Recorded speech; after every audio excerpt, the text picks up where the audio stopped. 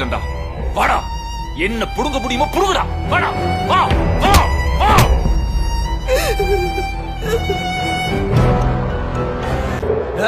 இத செஞ்சவன் எவன்னு கண்டுபிடிச்சி அவனை செதில் செதில வெட்டி நம்ம சூழலை வச்சு எரிக்கணும்டா. அங்க தொட்டு இங்க தொட்டு நம்மால் மேல கை வச்சிட்டானா?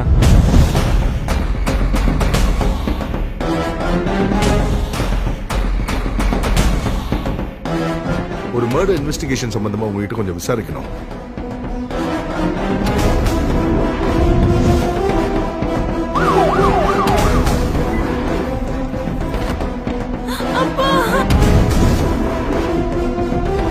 என்னங்க தனியா உட்காந்து யோசிச்சுட்டு இருக்கீங்க?